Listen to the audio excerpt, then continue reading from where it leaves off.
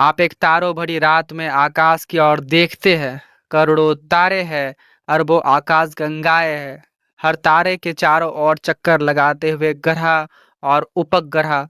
कहीं पर तो कोई होगा, कोई बुद्धिमान जीवन। तो फिर आखिरकार वे है कहाँ?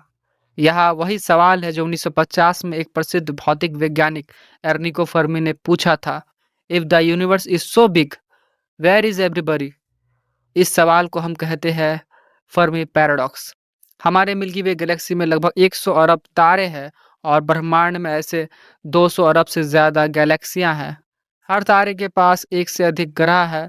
कुछ बिल्कुल पृथ्वी जैसे गोल्डीलॉक जोन में है, जहाँ ना ज़्यादा गर्मी है ना ज़्यादा ठंड, जीवन के लिए अनुकूल परिस्थितियाँ। फिर संभावना तो यही कहती है कि कहीं न कहीं बुद्धिमान जीवन जरूर होगा, और अगर वे अरबों साल पहले विकसित हुए तो क्या वे अब तक हमें खोज नहीं लेते? आखिरकार वो है कहाँ? फर्मी पैराडॉक्स दो बातों के बीच का टकराव है। उच्च संभावनाएं कि ब्रह्मांड में कहीं और भी जीवन है। शून्य प्रमाण ये है कि हमने अभी तक उनसे संपर्क नहीं किया। कहने का मतलब, अगर एलियंस है तो वो दिखाई क्यों नहीं देते? ना कोई रेडियो सिग्नल, ना कोई स्पेसशिप, ना कोई स्पष्ट संपर्क। इस चुप्पी को हम कॉस्मिक साइलेंस भी कहते हैं, और यही इस पैराडॉक्स का मूल है। अब तक इस सवाल के दर्जनों उत्तर सुझाए गए हैं। आइए कुछ प्रमुख पर नजर डालते हैं। फर्स्ट है रेयर अर्थ हाइपोथेसिस। शायद पृथ्वी जैसा जीवन बेहद दुर्लभ है। हम अकेले हैं, एक ब्रह्मांडीय अपवाद।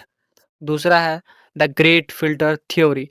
शायद जीवन पैदा तो होता है लेकिन किसी मोड़ पर नष्ट हो जाता है, जैसे न्यूक्लियर वॉर, जलवायु परिवर्तन, या फिर टेक्नोलॉजिकल विनाश। शायद हम उस फिल्टर से पहले हैं, या बदकिस्मती से उसके ठीक पहले। तीसरा है वे हमें देख रहे हैं लेकिन हम नहीं जानते। क्या हो अगर हम एक कॉस्मिक जू में हैं, एलियंस मौजूद है लेकिन वे हमें जानबूझकर अनदेखा कर रहे हैं, जैसे हम जानवरों को जंगल में देखते हैं लेकिन उनके साथ बात नहीं करते। चौथा है तकनीकी असमानताएं।